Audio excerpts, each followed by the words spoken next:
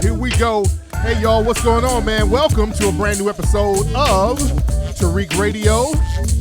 And y'all know me. I'm your gracious host. My name is Tariq Nasheed. And I'm glad that everybody's tuning in on this lovely Halloween day. I know a lot of folks getting their costumes ready tonight to dress like thoughts. But we're here. We're going to chop up some great game on today's broadcast, as we always do, ladies and gentlemen. So y'all don't move a muscle. What we're going to do, we're going to take that real quick commercial break, and we will be right back right here on Tariq Radio. Yo, you still ain't getting women? Really? Come on, son. You need to go to badboymembership.com and step up your game. What's up, y'all? It's your boy, Mr. Locario, the bad boy of the dating game, and I'm telling you that if you really want to attract beautiful women, you need to go to badboymembership.com. This is where you get 45 through 90-minute step-by-step dating advice tutorials every month. Just sign up, follow the advice, and you'll get the women you want. Go to badboymembership.com. That's badboymembership.com. Have you ever wondered why some people who are not as qualified as you, not as smart as you, or as talented as you can achieve so much phenomenal success out here in the world? If you want to learn the secrets and be ready for a change in 2020, order the book How to Be Successful With or Without a College Degree by author Derek Collins. In this book, he's going to give you straight to the point, no-nonsense principles that will help you take your life to the next level. So go to successclass.org and purchase the book today. Remember, that's successclass.org. Check out the Hurricane Report. That's a news website dedicated to lovingly serving the Black American community. Go to the website at h-report.news. Subscribe to them and follow them on Instagram at h_REEEPOORT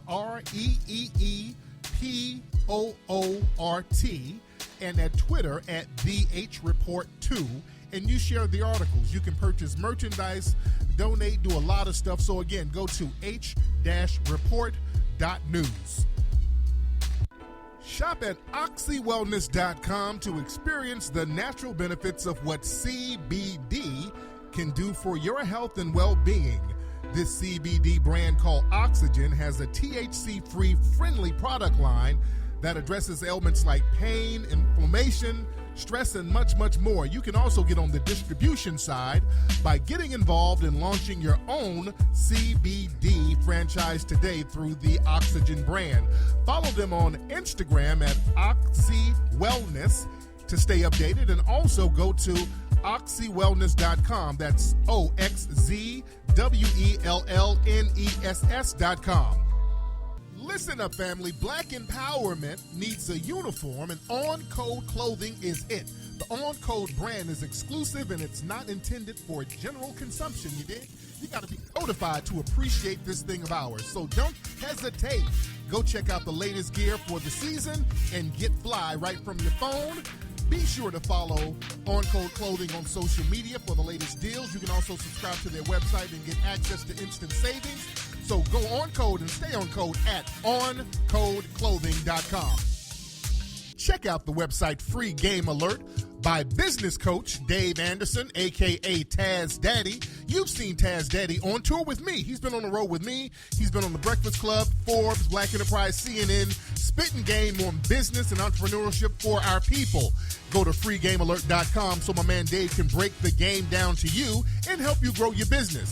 Working with Dave and his team, it's not cheap, so you better take advantage right now. If you are ready to invest in yourself, you can apply for a spot on his team at freegamealert.com. Follow my dude Dave on Instagram at The Business Bully.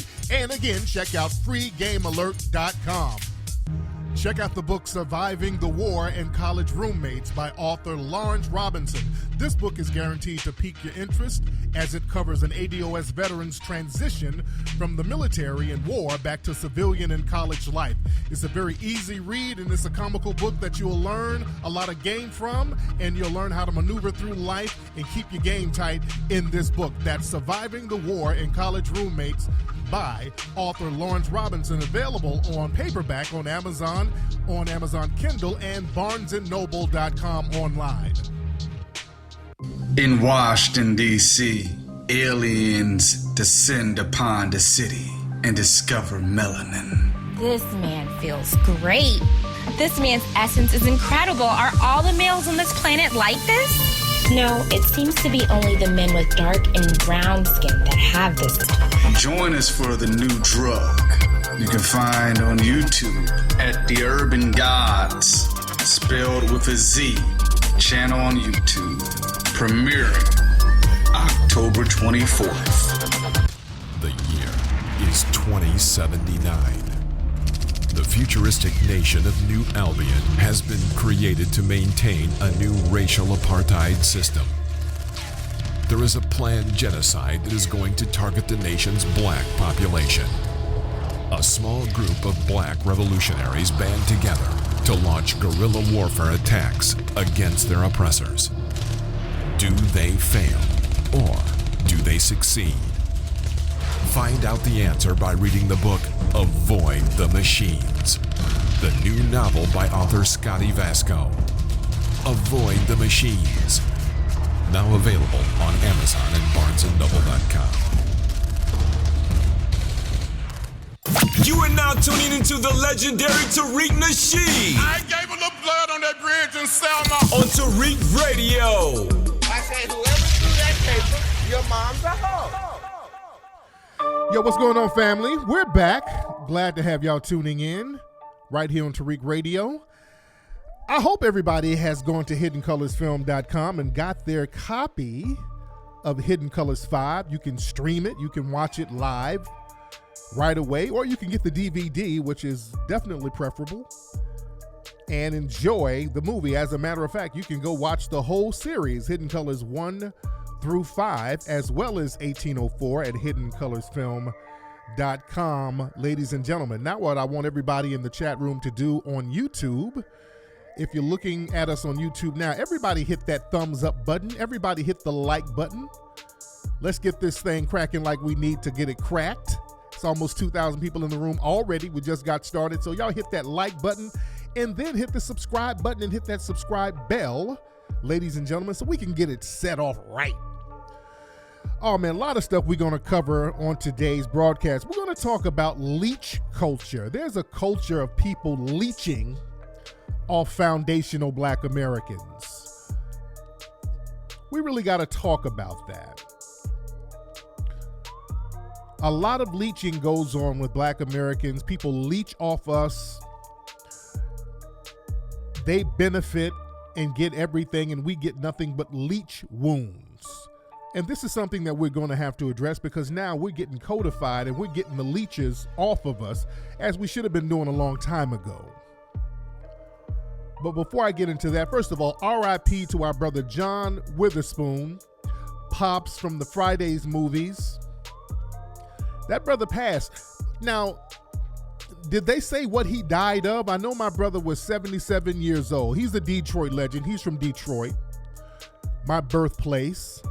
So John Witherspoon, he's been around for a long time. I remember I saw him on an episode of What's Happening back in the day, on the Disco Danny Dynamite episode. If y'all can watch that on YouTube, he's the DJ at a club on What's Happening. But what did he die of? Did our brother have a heart attack? Because I know he posted a video, like a little comedy skit, a day before he died. So he seemed like he was in good health. Oh, it was heart failure. Okay. All right. Somebody said it. That's what I'm assuming. It was heart failure. Okay. Well, RIP to that brother, man.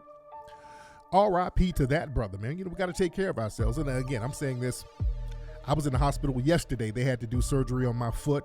I'm feeling better. I can't really move around like I need to. And I haven't been taking some of those hardcore pain killers. I just been kind of fighting it out because I don't like fucking with those painkillers like that. They said you can get addicted to some of that stuff, and you know, I'm trying to tough it out. But I'm doing good. My foot is good. You know, they had to do some chopping and sewing and scraping and scratching on my foot. But I'm good. I'm a G about it. You dig? I'm making it pop off. But anyway, what else is happening out here in the streets? Did y'all hear the story? They did an independent, I think, was it an autopsy or investigation about Jeff Epstein's death? And they got a real well-respected, is he a coroner? I forgot what the guy is, but he does medical exams, in murder cases and suicide cases, and the dude basically said, this don't look like no suicide. This looks like a homicide. And we're like, well, nigga, water is wet. Now the experts are saying that Epstein most likely was killed. It wasn't a suicide. Duh. We knew that. The pathologist, okay. Well, let me tell y'all something. The people who did it, they want you to know that it was a murder. The people who did it wanted to, this was a message. That's why they were so sloppy with it. I mean, they didn't even try to cover the lie up that well. They weren't even trying to make it seem like the lie was good. You know, they just wanted to make the lie plausible on paper, but the shit they were saying, the police that was supposed to be guarding him, they magically were relieved from their duty, and he was on suicide watch and nobody was watching him. This was a message that was being sent because Epstein was about to start spilling the beans. And he was about to start spilling the beans on some higher ups. They threw them years at him, and y'all know he was going to talk. They were like, oh, let me go holler at you real quick in your suicide watched cell. So yeah, they went on and got rid of him. They went on and got rid of Epstein, and that's what it is. And remember, Epstein was in all types of stuff. That transhumanism stuff I've been telling people about. He was into all that stuff too. And y'all remember the broadcast I did a few weeks ago about transhumanism? One guy that I mentioned, John Stryker, he just gave $2 million to Spelman University to create a queer studies chair. This happened this week. He just gave $2 million to the HBCU. I'm telling y'all, these people are using us to leech off us to Trojan horse this transhumanism bullshit in. These people are trying to funnel in transhumanism, which is a new form of eugenics. All of a sudden, they care about HBCUs and black people learning about LGBT issues. All this LGBT stuff is really for them to Trojan horse in transhumanism, and transhumanism is a form of eugenics. I want people to understand that, and we're going to break that down in the movie Buck Breaking, which we are in pre-production with now. And by the way, this John Stryker, he's a billionaire, and his family made all their money through the medical industry, selling medical equipment. I keep telling you guys, whenever you see somebody promoting LGBT stuff, look at where the money goes. Or look at where the money comes from. The money comes from all of these big money philanthropists that have connections in the medical or pharmaceutical industry. That's not a coincidence. I'm telling you, this thing is all about creating a medical industry with transhumanism and getting everybody on board with it so that they can start chipping people up, implanting people, and then controlling birth rates. They'll be able to control everything. This thing is about to get deep. We need to keep our eyes on this stuff heavy. You dig? Anyway, what else is happening out here? Speaking of these colleges giving this money out. Did y'all hear the latest DJ Vlad white-splaining? Speaking of colleges, he's still trying to double down on that. Hey man, why is ADOS mad at me? You know, I just suggested reparations can be in the form of college tuition. Well, why are they mad at me? I don't know. He's playing dumb. DJ Vlad is still on that play dumb garbage, talking about reparations can be in the form of a damn college education.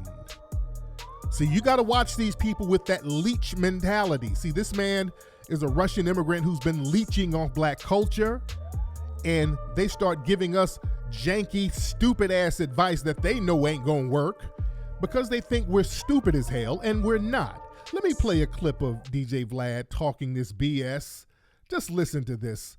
I mean, this leech culture is ridiculous. Listen to this. In terms of our lifetime, I felt that college was probably the best overall choice because it's already happening. Georgetown University is already offering free tuition to the descendants of the slaves that they were involved in.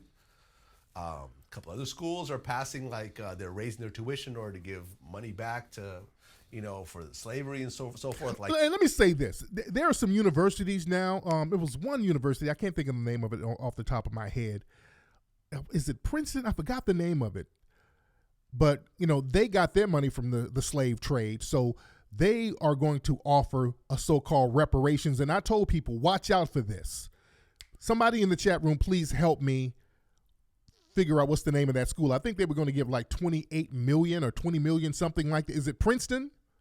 They said they were going to give 20-something million for reparations. And let me tell y'all something. Yeah, Princeton Seminary. Watch these bait and switch headlines, guys. Watch these bait and switch headlines. These people will put up a bait and switch. They'll sit up and say in the headlines, just like Kamala Harris and all those guys, they'll say, well, we got an economic plan for black people. And then when you read it, it's like, well, what we're going to do, we're going to give everybody a tax break, and that's going to trickle down to black people because they're disproportionately affected. So everybody's going to get something, including black people, and that's our black economic plan. It's a sleight of hand con game that they like running on us. They do the same thing with this reparations talk. That school said they were going to give reparations to some descendants of slaves in the form of tuition and all this stuff, also to underrepresented groups. That's the trick bag right there. They threw that in. We're also going to give some so-called reparations to unrepresented groups. So that means white people, Hispanic, Asian, everybody else. It's a nothing burger.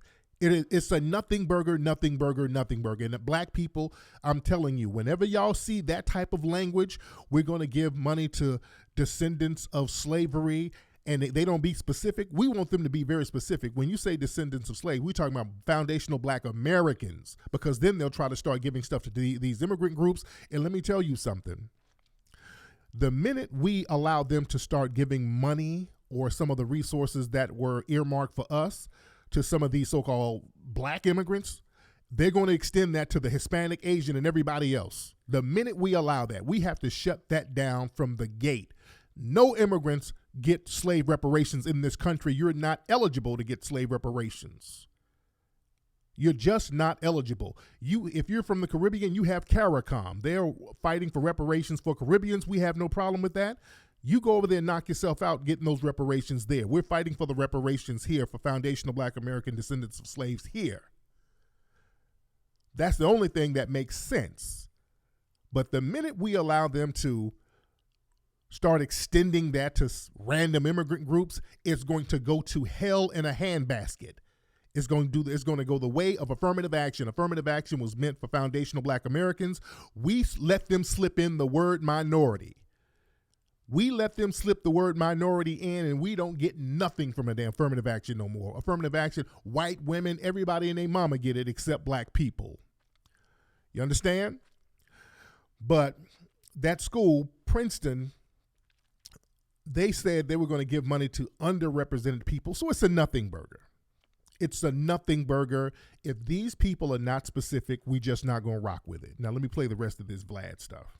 Like that, it's already happening, but my whole thing is, why on earth is Atos attacking me when I am on their side? No, you're not. See, you're not, Vlad. Vlad, you're not on foundational black American side. You're not on American descendants of slaves side. You're not, dude. You go in and your job is to muddy the conversation and throw a wrench in the conversation. You're not on everybody. You're not on our side, dude. And we see you for what you are. It seems ridiculous. And now this Talib Kweli interview is not out yet, but according to him, because he's dealt with them, he's essentially an enemy to Atos, even though he is pro-reparations. He pointed out a couple of interesting things.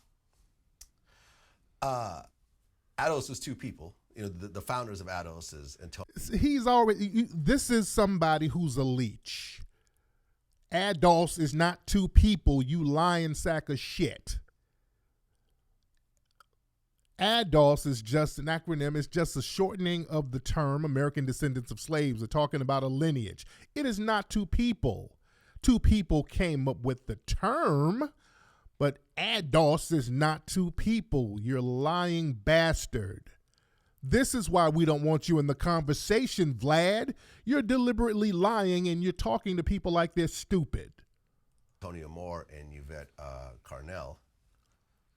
There's pictures of Yvette wearing a MAGA hat. So what? She's still an American descendant of slavery. So what?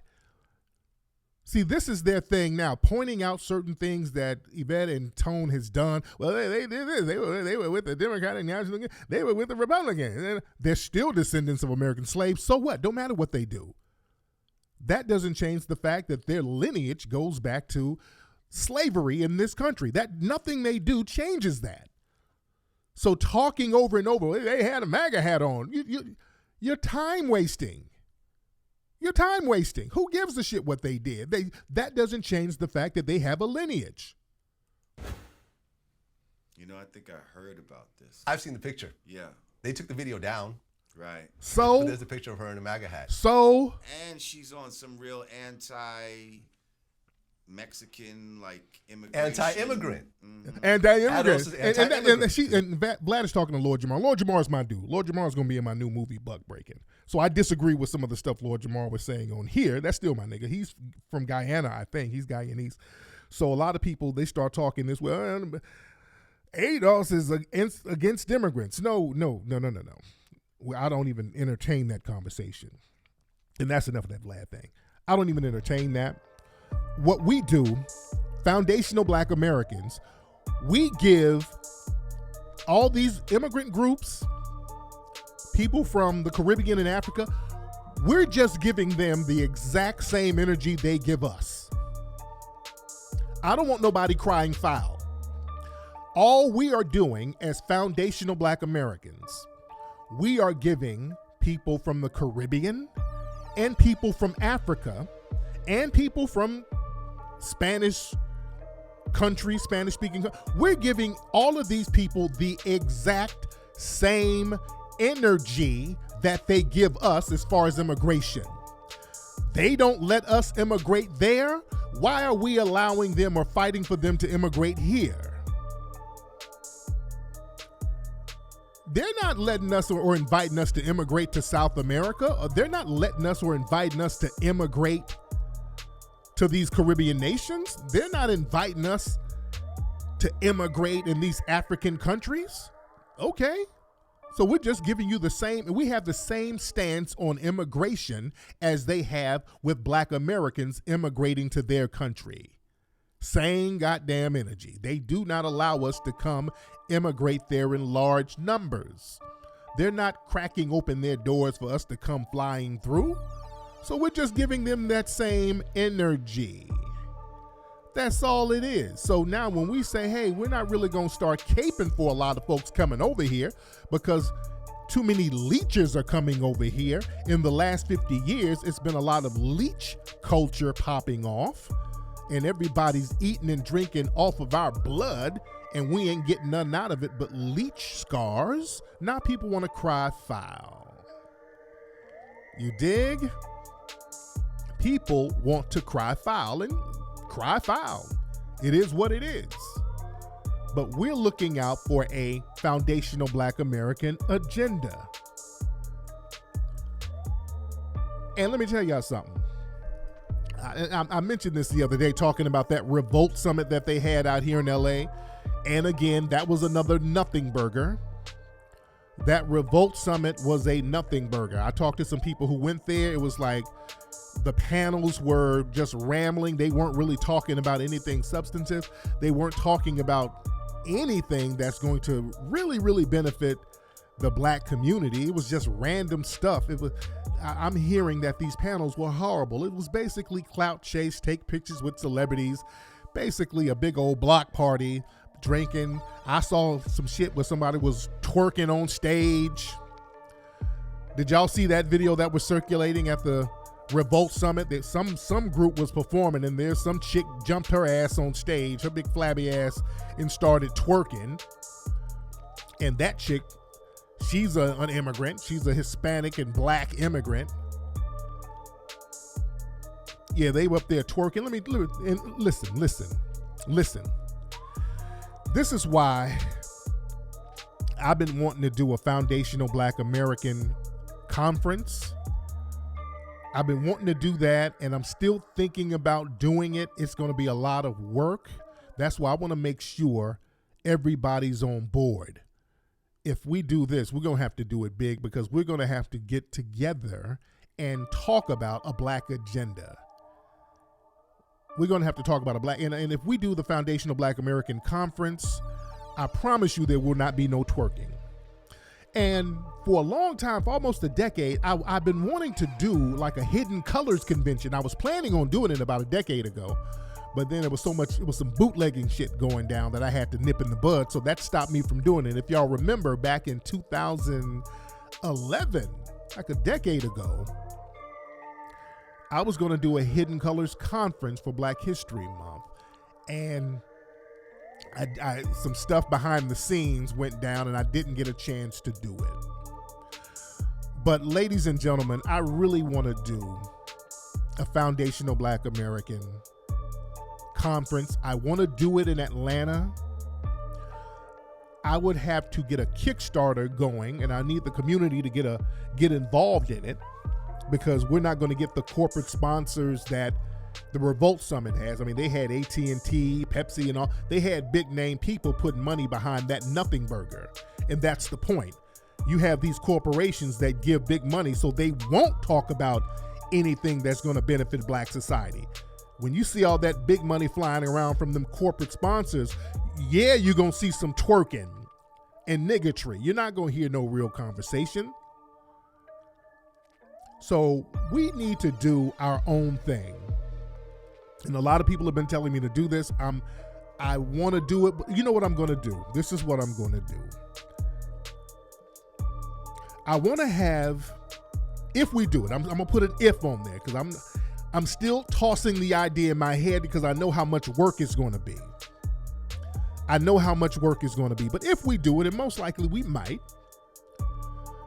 if we get all the money, because we're going to have to get a couple of $100,000 to put this together. And I will do a Kickstarter, because on Kickstarter, it's an all or nothing thing. Either you raise all the money, and if you don't hit the goal, everybody gets their money back. And that's the only way I do it.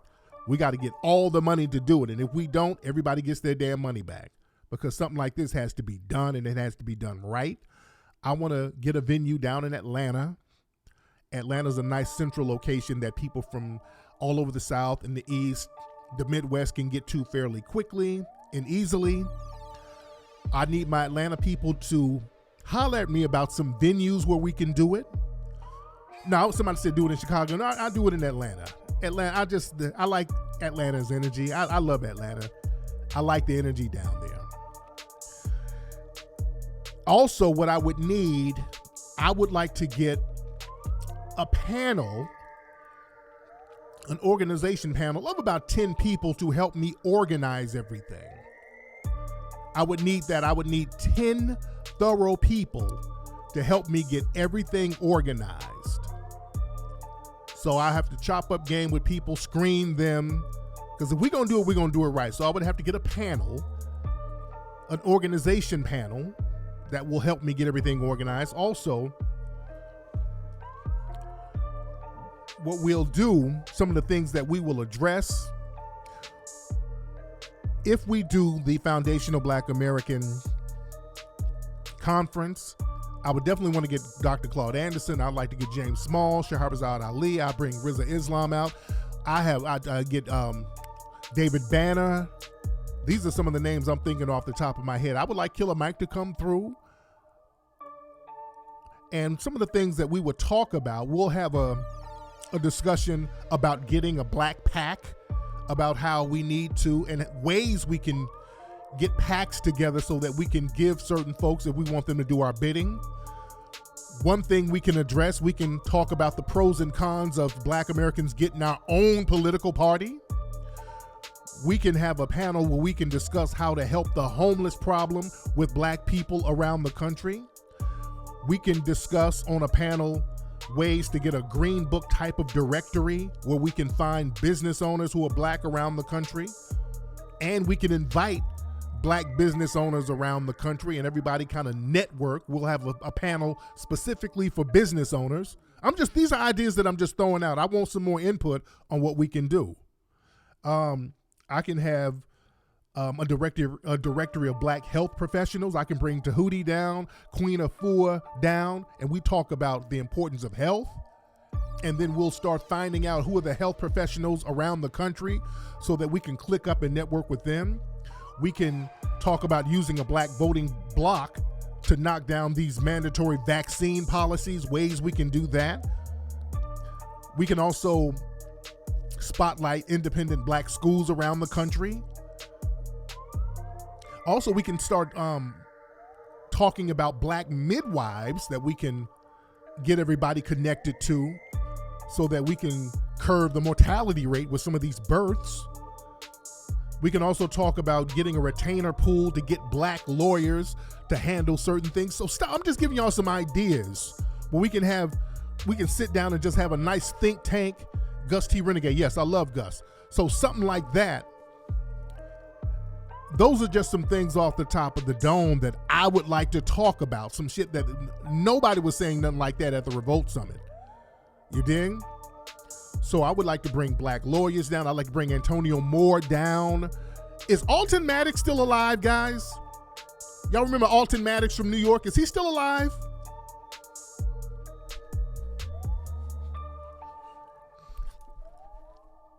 Yeah, we'll get a lot of good, thorough people in. Yeah, I would try to get Byron Allen to come through.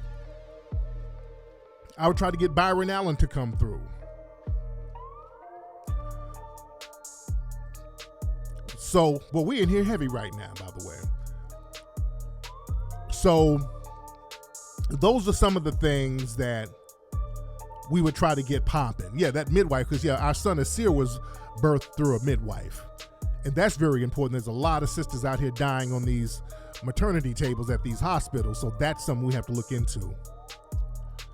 He's still alive. Okay, yeah. Throw some names of some more lawyers, because that's what I want to do too. I want to get some lawyers, a panel of lawyers to talk about certain things.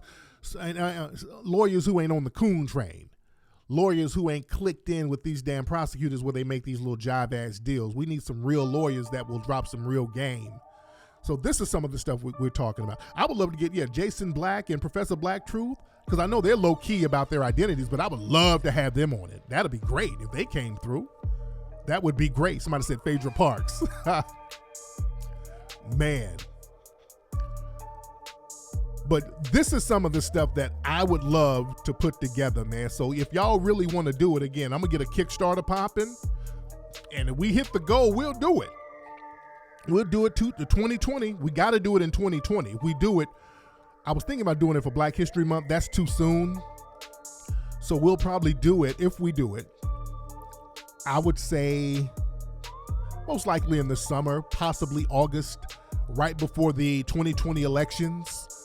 But definitely in 2020. We're going to start the new decade off right. You dig? So again, I'll keep you guys posted on that. I'll let y'all know what's going on with the Kickstarter on that. I will let you guys know what the Kickstarter is going on that, because again, we have to circle our wagons. I don't really get into arguments about, oh, y'all anti-immigrant. I don't get into that. We got bigger fish to fry. All the stuff that I named, we have bigger fish to fry, man. I ain't about to argue with no goddamn immigrants about nothing. Immigrants are cool if you down with the program. All y'all need to do is sit up here and co-sign what we got going. That's all you need to do. The problem that we have with certain immigrant groups is these immigrant groups, people who come from immigrant backgrounds, they're constantly throwing a wrench in whatever we got going on. Too many of these damn immigrant groups who come from these anchor backgrounds, they come in the mix around us and start working with the white supremacists to undermine us. That's the problem that we have with some of these immigrant groups, because they come from a leech culture. They've drained the blood from their own countries, their own culture, so they come around us trying to drain us and deplete our resources. That's the problem that we have with these immigrant folks. And that brings us to Amanda Seale. Did y'all see Amanda Seale on The Breakfast Club? She was on The Breakfast Club running her damn mouth. That's another anchor baby immigrant from for a second-gen immigrant from Grenada. She loves hollering about she's from Grenada. Now folks call her out on her fuckery, and then she goes back and forth. I'm a black American. I'm Grenada. She goes back and forth. See, people like that are very dangerous. Let me play a little clip of her on The Breakfast Club, and she's promoting her new book. And this is the problem that we have with certain immigrant leeches out here. And I ain't talking about all my immigrant folks, because there's a lot of thorough, decent immigrant people out here who's cool. I am not talking about all of you.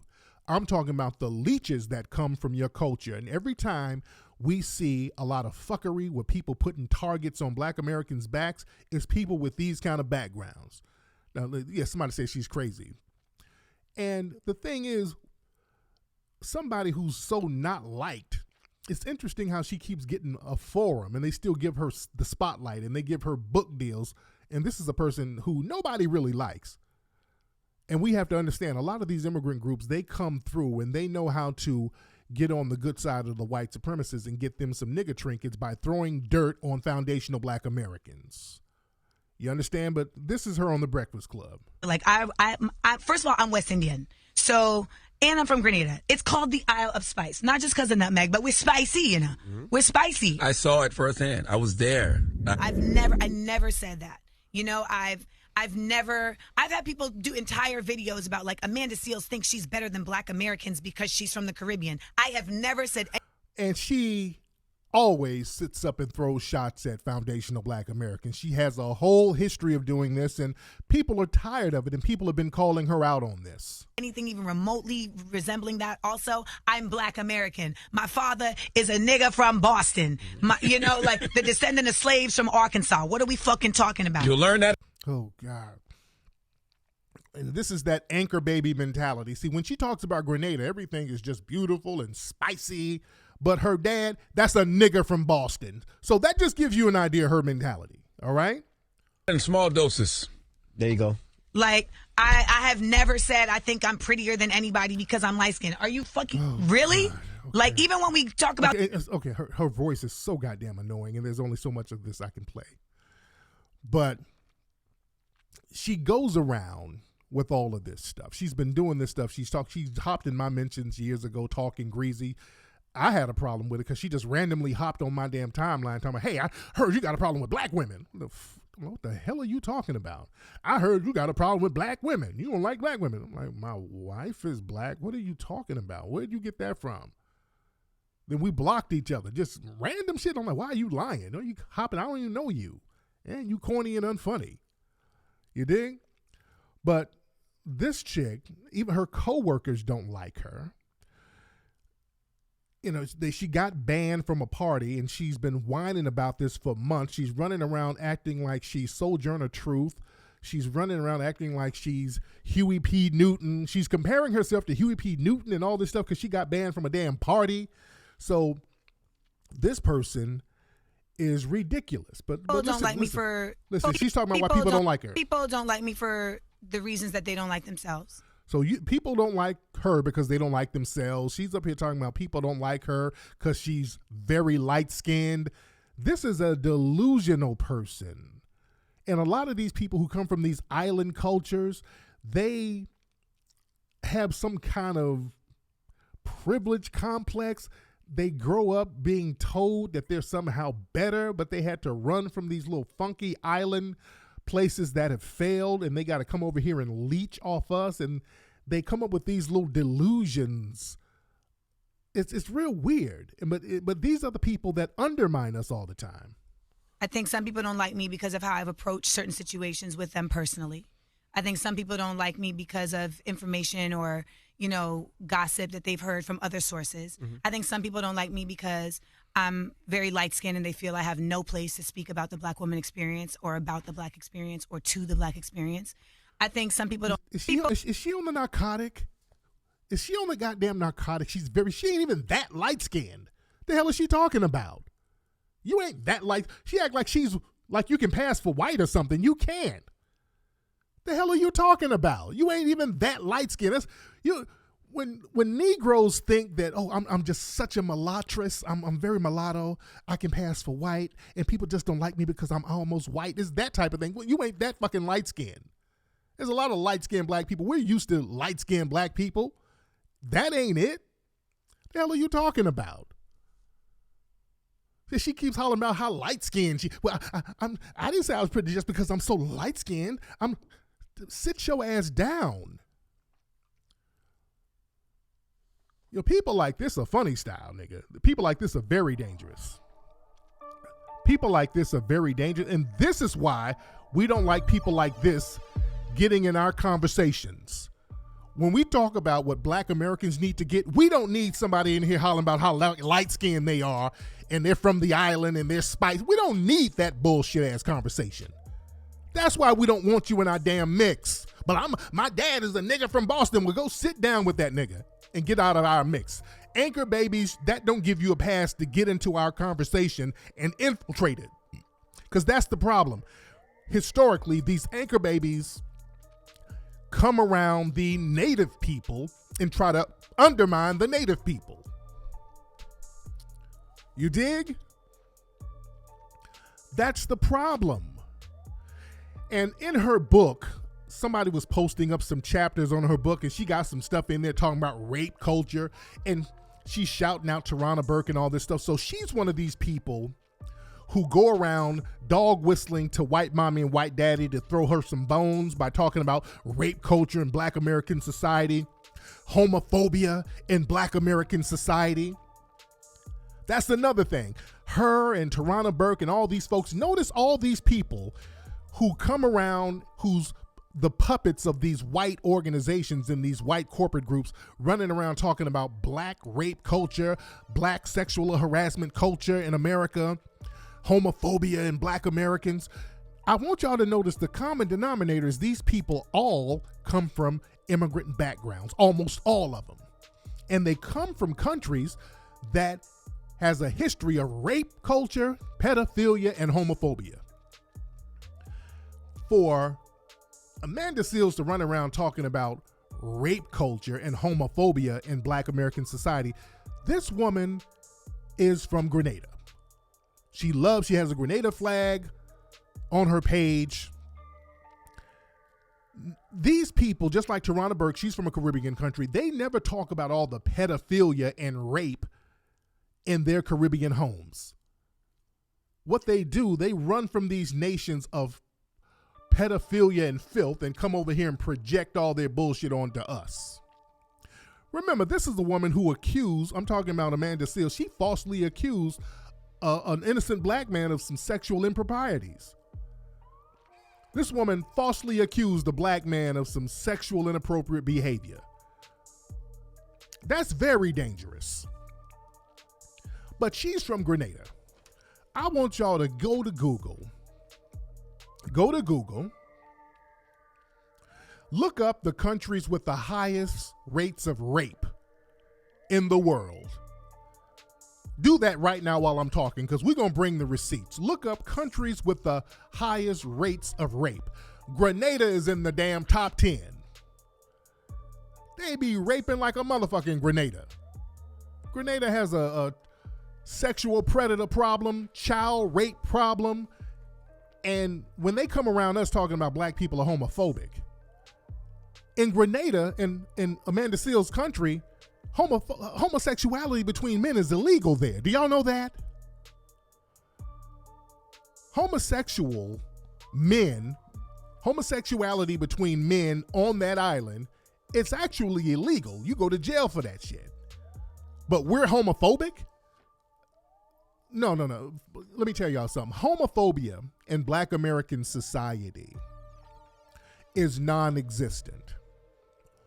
I want y'all to be very clear. See, this lie that the black community is homophobic, that's a lie that got started in the 90s by these white supremacist organizations that black people are homophobic. That's a lie that started to get spread in the 90s so that they could use certain civil rights laws and hate crime laws against black Americans. They started to spread that bullshit lie in the 90s.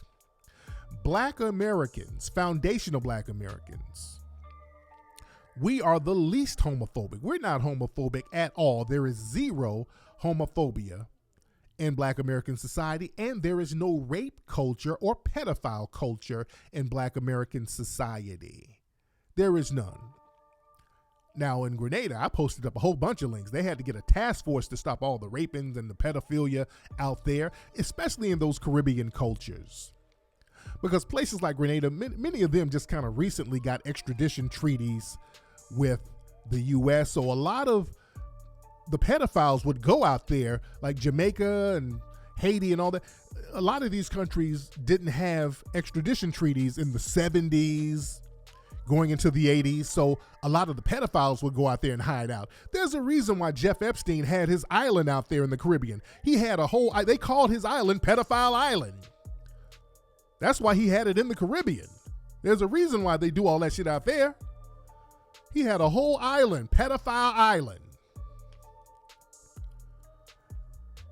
So a lot of that culture is out there. You go out there and they'll tell you where to go get some kids and all that old bullshit. We don't have that in Black American society. We're the only society where if you mess with kids and people find out, it's on site. We handle pedophiles on site out here. Pedophiles get the shit stomped out of them on site among Black American society.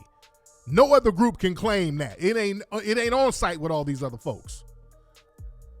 So miss me with that rape pedophile culture in Black American society. It's non-existent. We don't play with motherfuckers like that at all.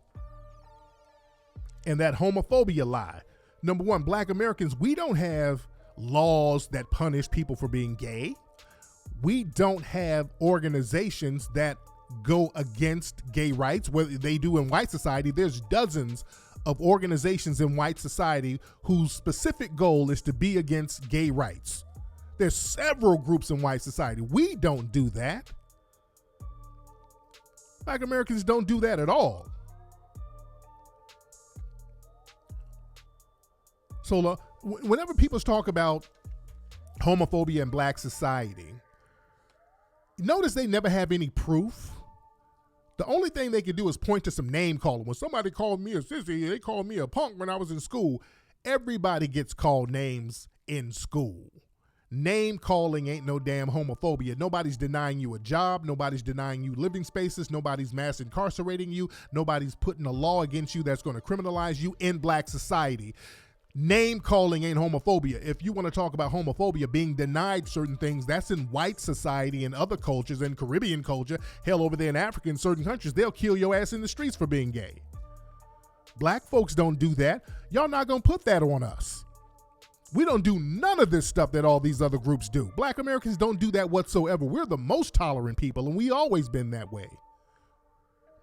So we're not going to let these folks put these lies on us. And another thing, they can't have any proof. They don't have no proof. So what they do, they start lying. So if there's a case, anytime a trans person gets harmed, see, that's homophobia in Black society. And the trans person probably most likely got killed by a white trick or another gay person. In almost all the cases, when you see a trans person getting killed, it's somebody working in the sex industry and they're getting killed by one of their damn tricks who's gay too. Let's be clear. They have no proof because there is no proof. Black people in America are not homophobic.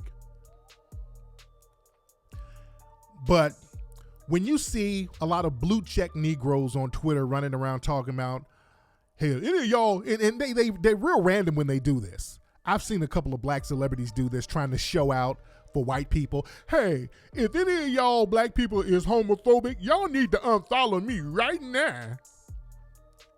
When y'all see Negroes talking like that, they're trying to get a butter biscuit. That's them fishing for butter biscuits, just like Tank. People like Tank, all of a sudden you start talking about, hey man, if you suck a couple of dicks, you ain't really gay. And Black folks are like, oh, okay, I don't know where that came from, but that sounds pretty gay to me. Oh, see, y'all homophobic. Oh man, this homophobia, man. God, why y'all so homophobic? My God. Hey, white people, look at me. I'm calling Black people homophobic. Throw me some butter biscuits. That's all that is. But Black people, we've always been tolerant. You know what? And we're going to be talking about this in Buck Breaking. You know, during the antebellum slavery, there were a lot of black people, black men being raped. There was a very famous case in New York in 1936. I think that was the year where there was a black man, another buck broking brother, who was a male prostitute in New York. There was a real big case. And his woman name was Mary Jones, I think, either Mary Jones or Mary Johnson. But his real name was Peter Sewelly. And the media called him Beefsteak Pete because he would dress as a woman at night, get out there on the track, and he would finesse white men. He'd get out there having sexual relations with white men. In the daytime, he would live as a man, and at night, he would dress up like a woman, and he was reduced because of the buck breaking. He was reduced to selling sex to white men, but he would also pickpocket them. He would also pickpocket the white men too. So the pickpocketing thing got him caught up. And a lot of people say this is the first known case of a so-called transsexual, but there was a lot of black people who were made to dress like women on these plantations that a lot of the reports they don't have many reports on them. But this is the first major case that was in this country. Yes, they called him Beefsteak Pete. And they could not get him on sodomy laws because when they found out he was having sex with these white men, sodomy was illegal. But the thing is, this is the crazy thing. They couldn't get him on sodomy because what he did, he made like a cow skin, some artificial vagina that he made out of cow skin, and he tied it to his girdle. So when he would have sex with these white men, they were actually having sex with this little cow skin gadget that he put together. So he created an artificial bussy. Okay, and he's out here selling this artificial bussy, fucking these white men and pickpocketing them while they fucking this artificial bussy. Oh, dude, some of the stuff that I uncovered doing research is insane. So they couldn't get him on sodomy, but they got him on the pickpocketing, and he had a very interesting testimony. He said, I'm a man, but in my community, the people accept me. They know who I am. They know what I do. They know I dress like a woman. And my community accepts me. And the white people were mocking him. They were snatching his wig off, and they gave him the name Beefsteak Pete, and they threw him up in Sing Sing prison for a number of years. But that just goes to show the tolerance. Black people, we've never had a problem with no damn gay people. There's always been gay people in black American society. We've never had a problem with them. So we don't let these people sit up and tell us how damn homophobic we are. The fact that they got to keep repeating that lie shows that it's a lie. They don't have any proof, so they have to keep repeating the lie. But there's been gay black people in black society, gay entertainers that we've known about. The comedian Moms Mabley, she was a lesbian. Some of y'all might not have heard of her, but she was an old comedian from back in the 40s and 50s. Moms Mabley, very funny sister. She was a lesbian. Everybody knew that. We've been knowing about gay preachers in black American society for a long time. There's a lot of famous gay... Bishop Eddie Long, he died, rest in peace with Bishop. Everybody knew what Bishop Eddie Long's get down was. He ain't the only one. There's been gay black preachers in black society for years. And let's keep it a buck. They have the Dolomite movie that's on Netflix right now. Dolomite Is My Name. Y'all know Dolomite was gay too, right? Dolomite was gay. And this has been known for a long time. People have known that Dolomite was gay. Even in the Netflix special, you notice Dolomite didn't have a love interest. Dolomite did not have a love interest in that movie, that biopic about him. There was a reason why he didn't have a love interest. Now, they had the woman Lady Reed who played opposite of him, but she wasn't a love interest. She was more like a sister to him. Yeah, Billy Preston, he was gay. Luther Vandross, everybody knew that. Yeah, Dolomite was gay. Yeah, nigga. Dolomite was gay. And as a matter of fact, in one of his movies, in The Human Tornado, he had a very well-known transsexual in that movie. There was a very well-known transsexual who played one of the karate women named Sir Lady Java.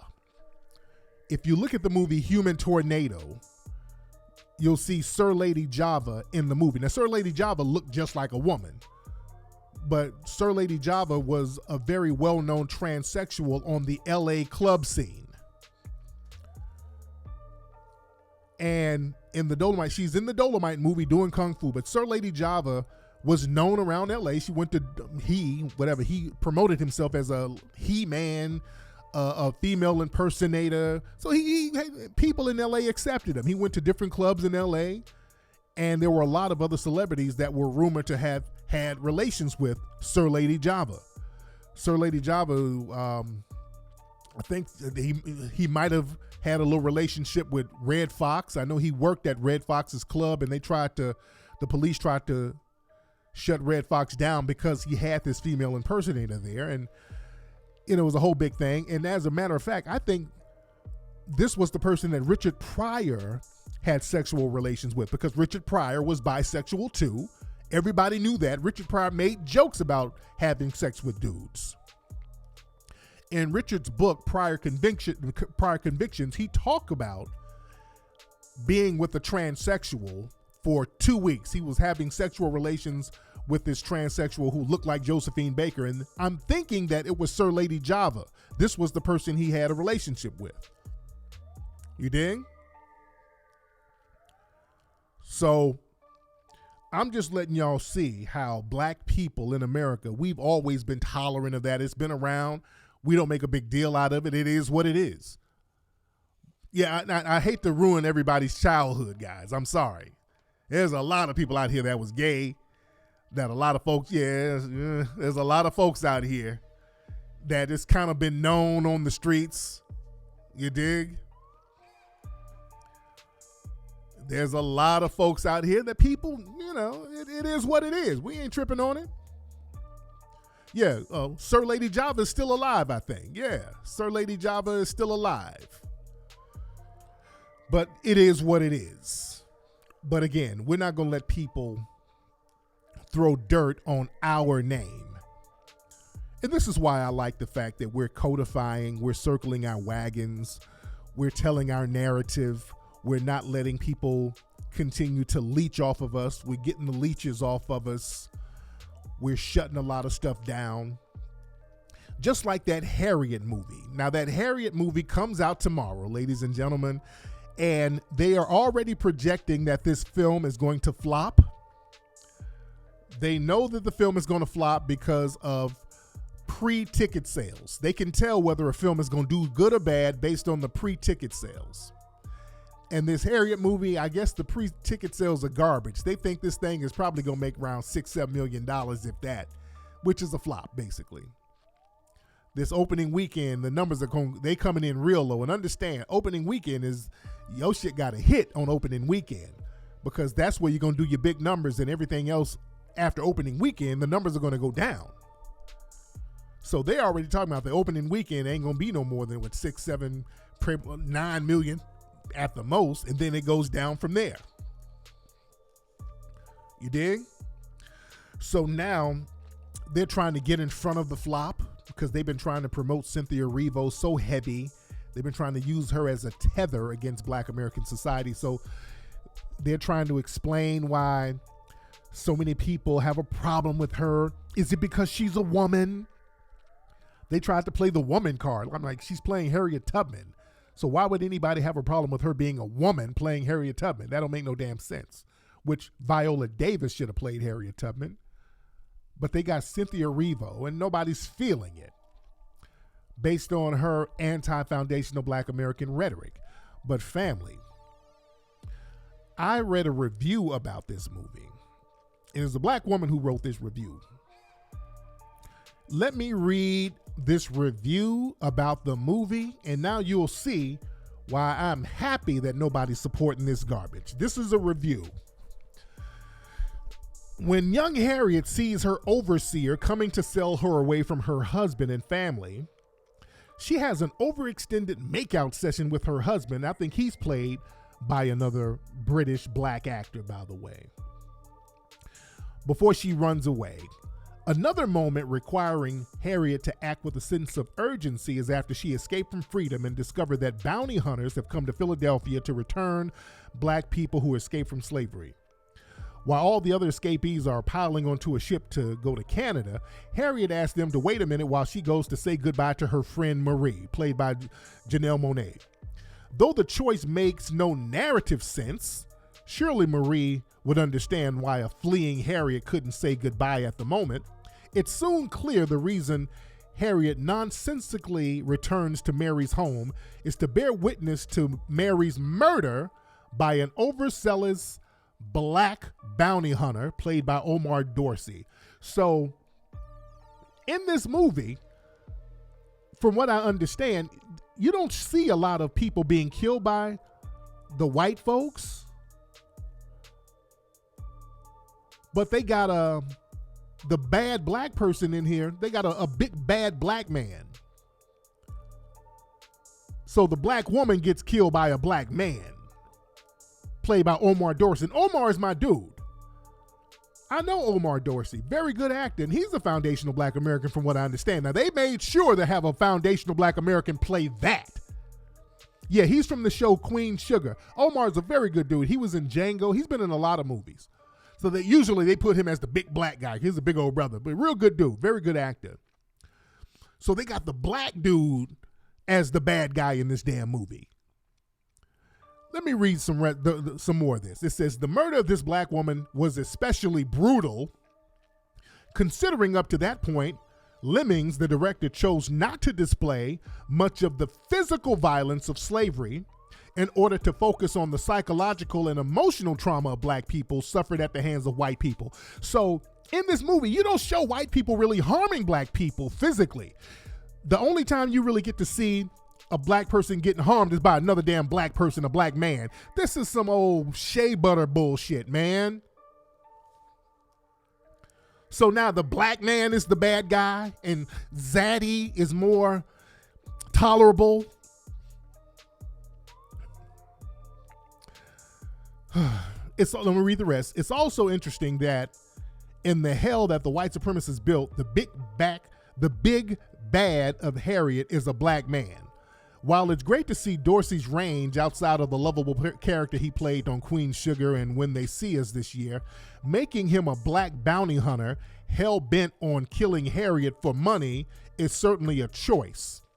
In fact, it's Harriet's former enslaver, who's white, who has to graphically shoot the black bounty hunter in the head to stop the bounty hunter from killing Harriet. So basically, the slave master, the white slave master, kills a black man to save Harriet. So Massa is the good guy? Oh, God. Wow. Nigga, they made Massa the good guy. And y'all wondering why we ain't going to see this filth? Wow. Let me read some more of this garbage. Sure, the enslaver has his own reasons for doing so that aren't all about keeping Harriet free, for sure. The enslaver was the sole reason the bounty hunter was hunting Harriet in the first place. Still, it's unsettling to watch this enslaver save Harriet's life from a violent black man. They're catering to that feminist, anti-black shea butter crowd. Anyway, soon after, the tables are turned and the gun is in Harriet's hands. She has the choice to shoot or not shoot her former enslaver, who is white, who is seeking to enslave, rape, or kill, or do all three to her and many others. Harriet lets him go with Michelle Obama-like ease and rides into the sunset, victorious and holy.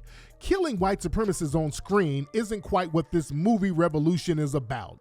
The final scene shows an older Harriet commanding troops in the Civil War. In the only battle led by a woman, hundreds of black people escape the plantation, and Harriet and her troops shoot over their heads at charging Confederate soldiers. But outside the rules of war, violence is reserved for black people, brutal murder for black women. So she's the Harriet character. Nobody's shooting the white folks. She let her enslavers go. This is some forgive Zaddy bullshit, man. Wow. We killing the black man. That's why nobody was rocking with this movie, man. This is a bed wench, mammy, shea butter propaganda piece. That's why I wasn't feeling that. I felt the energy, even looking at the trailer, the energy felt weird of this movie because that sister don't have the spirit of Harriet running around bucking her damn eyes. We knew it was going to be some bullshit with this movie. You ain't killing the slave owners, but y'all shooting the black man all in the head and the black man killing the black woman, but Zaddy gets a pass. Get the hell out of here with this bullshit, man. That's why this filth is gonna flop. Yeah, this ain't nothing but a slave version of what's that movie? What's that TV show? Scandal. This is a slave version of Scandal. This is Zaddy ain't so bad. Let's not get revenge on Zaddy. I'm cool on that. Excuse me. So yeah, we're going to let this movie go ahead and flop. That is what it is. We're going to let it flop because this type of filth, we saw what it was going to be about. We knew what it was going to be about. We knew there was going to be some trick baggery in it just based on the people that's involved in it. But anyway, I digress. That's why y'all should get movies that go in and go hard like Hidden Colors 5. You can get that at hiddencolorsfilm.com, ladies and gentlemen. hiddencolorsfilm.com. Everybody hit that Cash App down below. I will keep you posted on when the Kickstarter for the Foundational Black American Conference will be up, and we can get that popping. Anyway, family, I hope y'all have a great week. Y'all be safe. If you're going to take your kids out trick-or-treating for Halloween, be very safe. And I will holler at you guys on Sunday's broadcast. Y'all be good.